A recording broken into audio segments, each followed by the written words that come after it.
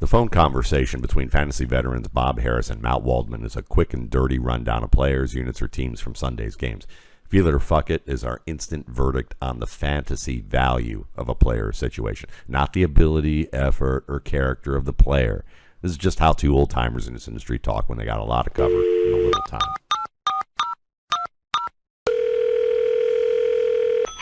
Good morning, Matt Waldman. It is the Monday after, and by the Monday after, I mean the Monday after the release of the rookie scouting portfolio, which came out on Saturday, April 1st. It's not an April Fool's joke, people. It's a real thing. You should go look at it. Matt, how'd everything go? Man, it went very, very well. Appreciative to everybody who listens to this show, who purchased and subscribed, and all the repeat subscribers. But it's always fun seeing the first-time subscribers get it and post on Twitter or email me, and they're like, I had no idea. And I'm like, well, pleasantly shocking readers wasn't just some bullshit buzz, hype type of thing. I try to tell the truth. So that's where we go. I'm on page 1162, so I'm not quite done yet. I still have a page to go. I only had a weekend. It's, I had other things to do too. So, but yes, so I'm no longer pleasantly surprised by it. I have huge expectations and never disappointed. So this will be a special RSP edition of Feel It or Fuck It, and I'm going to let Mr. Matt Waldman tell us all about some of the key rookies of interest here, some people that you'll be reading about in the rookie scouting portfolio. We'll start with, recent mock drafts have a sudden Hendon Hooker ring to them, and I think it really came on when was it Mike Tannenbaum on the 33rd team or whatever, kind of said maybe Seattle takes him with that 5th pick, and everyone went, what? Daniel Jeremiah mocked him at, I think, a little later, but in the first round as well, maybe Minnesota, I guess it was. Anyway, Hendon Hooker as an early round prospect. I'm not feeling that, but I am feeling him as kind of a journeyman who might be able to become a second contract starter if things really go right for him. But I think a lot of this is, when you look at Hendon Hooker, he's got the big arm. He has athletic ability in terms of that he can run fast in a straight line. He's big. He played in an offense where he's played in 2 different offenses, but he played in one where you saw, strong statistical production. He's got a good vertical game. But the thing that holds him back to me is that, one, athletically, he's more in that Robert Griffin, Marcus Mariota realm, which is not really dynamic, moving side to side with bend and really that kind of mobility that you really want to see. On top of that, his vertical game against man-to-man, he can be a beat or two late with recognizing when he should get that ball out. He seems to be a beat or two late with any type of coverage or reading leverage where the defenders are playing over the top of the receiver. When they're even with the receiver, he's pretty good there. But so I think there's skills for him to build on, but to say that he will be ready in a year, and you're investing a year in advance because he has an ACL tear, I think that's a little too ambitious for the offense he played in, the skills that he showed, and what he still needs to learn. I've kind of been a little skeptical. I did, have jumped on him earlier in some Superflex mocks just for the reason that, once the buzz starts, the buzz kind of cascades, right? So we'll see where this ends up. Michael Mayer has been, was widely viewed as the top tight end in the class. I think the dynamic is changing a little bit for him. Are you feeling him, the Notre Dame tight end, as the top pick in the class? It's funny. If you looked at the past 3 to 4 classes, he'd be in the top 3 on my board in any of those classes except for this one. So it just tells you how strong this tight end class is. But no, I'm not feeling it. It's fuck it on that, because with Mayer, he's the type of player where he could have a path to strong fantasy value. But that path is very specific, and that means that he's going to land in an offense where the quarterback makes trust throws, and that they're going to use him in the red zone man-to-man, or try and use him on a lot of zone plays where they can throw him open. But he's not a Travis Kelce, George Kittle, Darren Waller type of player where he's going to win one-on-one in man coverage in the intermediate and vertical ranges of the field or get a lot of yards after the catch. He's more of a, he's a good blocker. He's a good zone receiver. He's going to make tough plays, but that's more Pat Freiermuth, Hunter Henry, Austin Hooper on the lower end with those types of players. And so, if you're looking for players in this class who have that man-to-man upside, who can face cornerbacks and safeties all day long anywhere on the field, he's not going to be among your top 5 tight ends that you're going to be looking at with that upside. But I think at the same time, we should recognize that he's a starter. He has starter potential. He's probably going to have early playing time, and he's probably going to play well enough. And if you're looking for a guy who can give you that 7 to 10 range of tight end 1, or 7 to 12 range of tight end 1 for multiple years, I think he has that in him. All right, so let's say a team like Miami, who let their top tight end go, but they're looking for an inline guy, a good blocker, and maybe they don't want to pay up for one. Would maybe a kind of guy that might suit them. It's funny. I'm going to be doing a show with Travis Wingfield today over in Miami, and we're going to be talking about tight ends, and you're right on you've got that nailed. I think that he's a very good fit because I think he'll eventually be an upgrade as a blocker to Mike Gesicki, and while he may not be the athlete Gesicki was on paper, I think he uses his athletic ability a little better, so he could be a slight upgrade to what Gesicki provides as a receiver and a bigger upgrade as a blocker. Zach Kuntz, developmental project at the position.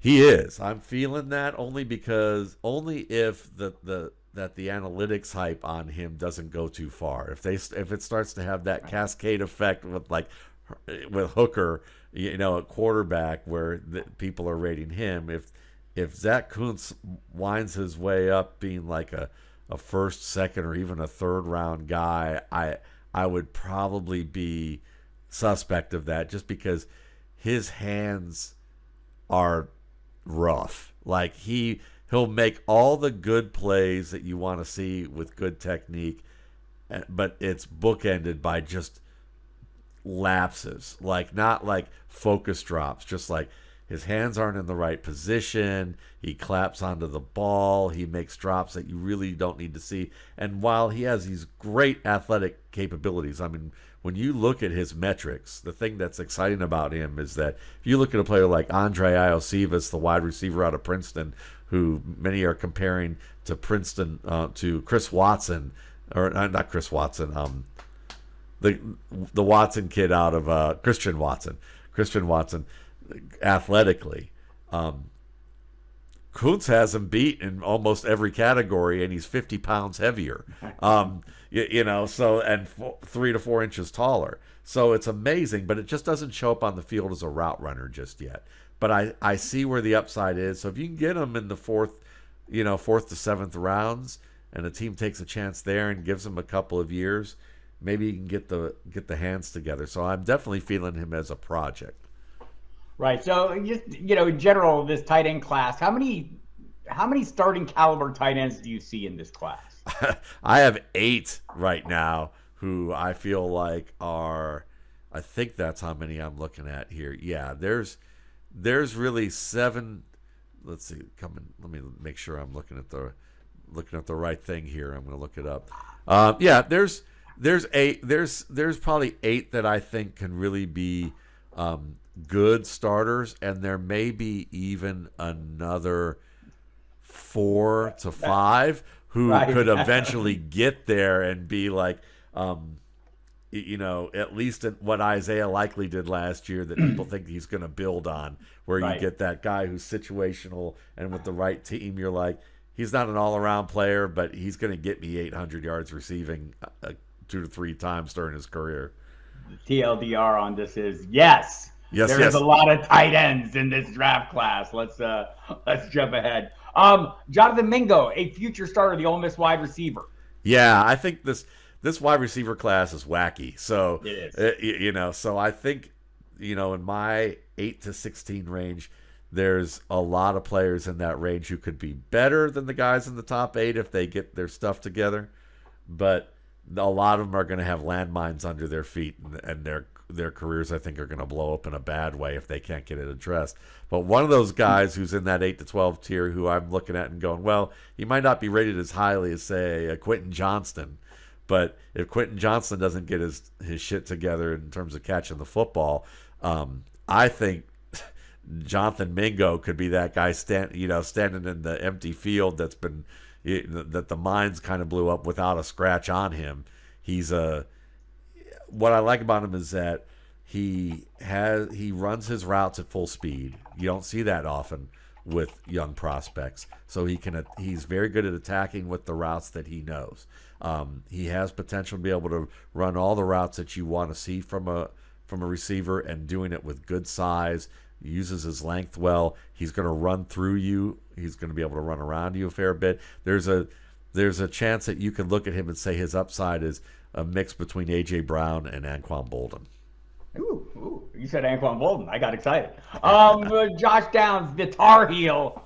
Is he a top 20 fantasy starter at that position? No, I think he's getting the hype and I know a lot of people love him, and maybe I missed something, but from what I've seen, he reminds me more of Jamison Crowder. And Jamison Crowder was seen in a similar light where people were excited about him. I remember Mike Mayock was all over Jamison Crowder. He could become more than just this like slot receiver. He's got a little bit more outside receiver to his game, and he did. But he was never going to be a top 15 fantasy producer.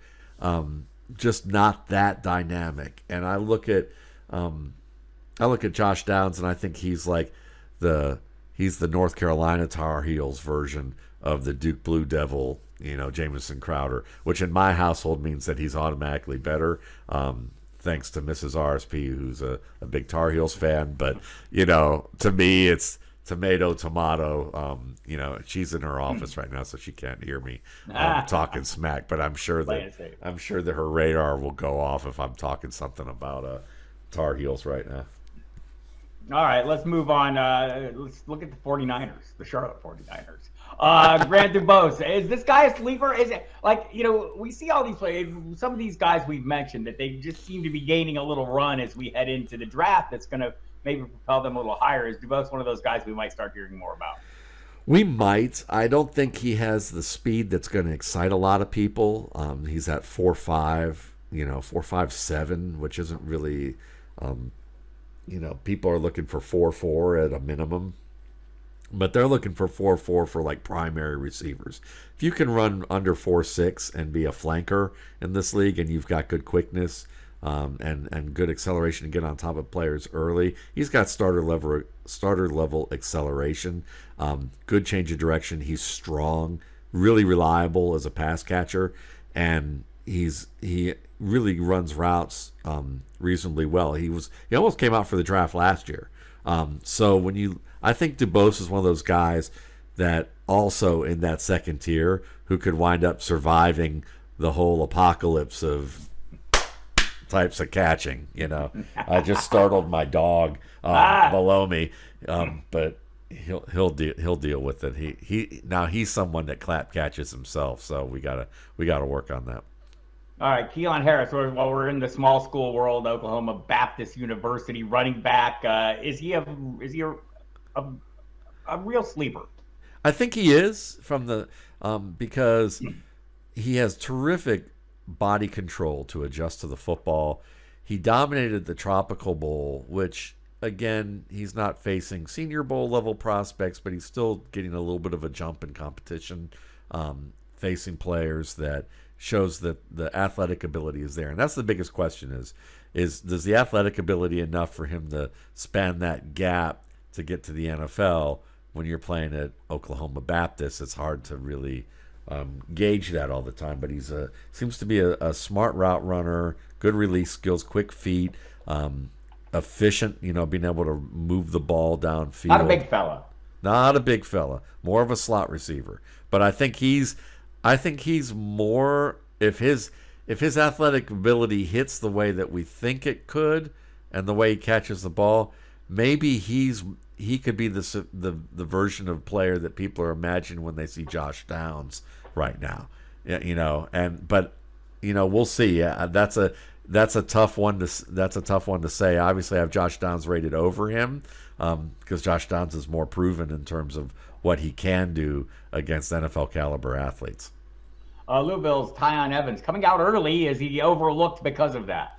Yeah, probably, and that he transferred, and Yeah, that he came from a community college on top of that, so his production isn't, at the highest levels, and that gets people concerned. But when you look at him physically and also skills-wise, on one end, the highest end player probably on that comparison spectrum is Ray Rice, built low to the ground, strong, someone who was an excellent decision maker between the tackles, who could catch and really could move the chains for a team and then break some plays and be a high volume runner.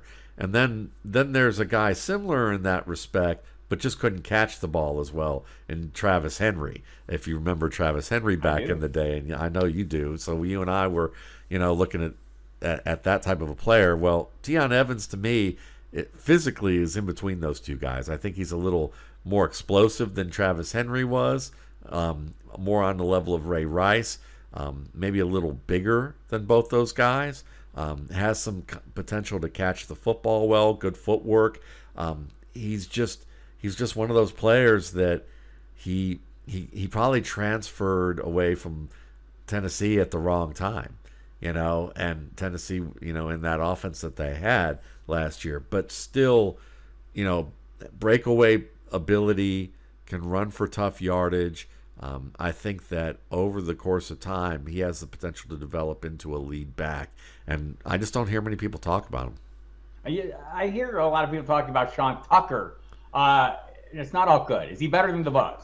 I think he is.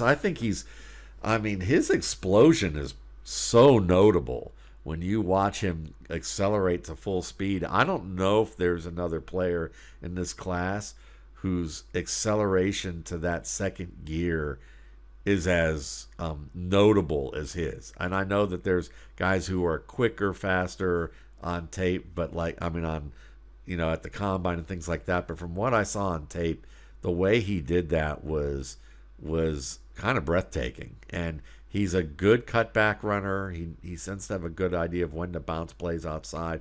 His receiving has to get a little bit better. Pass protection needs to improve a little bit. But overall, I think Sean Tucker's one of those players that in a couple of years we're going to look back and go, collectively as a group, we just underrated this guy, and he's going to wind up being a good lead back in the NFL. Tony Pollard, I remember watching him at Memphis, and I don't think Sean Tucker showed any less than what Tony Pollard showed, at Memphis. In fact, I thought Sean Tucker showed a little more. All right, then how about one for the all-name team, I believe, in this year's draft for sure. Tank Bigsby, he's a big tank. Yeah. Is he a future starter, the Auburn running back?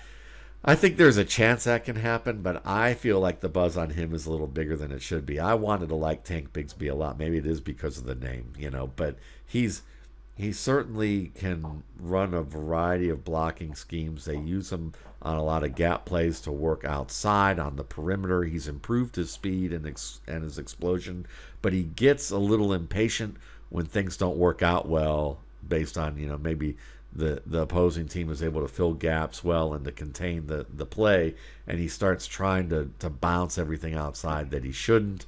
I don't think he has great footwork. He's someone that when he tries to be creative with his feet, he tends to slip. He tends to have some issues.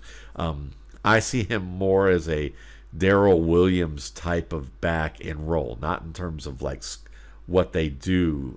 Williams actually has better feet, but as that guy who comes in as the third back who can give you production in specific roles for a team, and then maybe if he improves on some of the things that I mentioned, maybe he can become a lead back in a committee at some point. But I see him as more of a contributor than the guy.